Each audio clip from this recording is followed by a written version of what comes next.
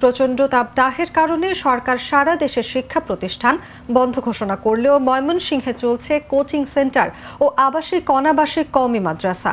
এতে শিক্ষার্থীরা অস্বস্তি প্রকাশ করলেও শিক্ষক এবং অভিভাবকের চাপে কোচিং সেন্টার ও মাদ্রাসায় আসতে বাধ্য হচ্ছে।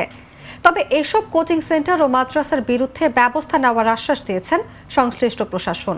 আমরা সরকারের নির্দেশনা বাহিরে না, আমরা সরকারের নিয়ম কানুনকে শ্রদ্ধা জানাই। তবে আমাদের কওমি মাদ্রাসা শিক্ষা বোর্ড বেফাকুল আরাবিয়া ওটার অধীনে আমরা চলি। তো এখন আমাদের কওমি মাদ্রাসা ভর্তির সময় চলতেছে। তো ওনারা যদি আমাদেরকে ভর্তির সময় বন্ধ রাখে, যদি বলেন যে এখন ভর্তি বন্ধ রাখো সব মাদ্রাসা, তাহলে আমরা এটা বন্ধ করে দেব।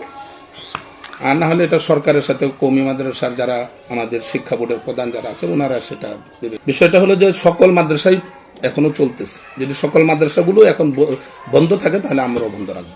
সোমবার দুপুরে নগরীর ৩৩ নম্বর ওয়ার্ডের শম্ভুগঞ্জ পশ্চিম বাজার, মদিনানগর ও সবজিপাড়া এলাকায় কয়েকটি মাদ্রাসা ও রোববার সকালে নগরীর boundary road, Naha road, college road, জেলা স্কুল রোড সহ বেশ কয়েকটি এলাকায় কোচিং সেন্টার চালু থাকতে দেখা যায়।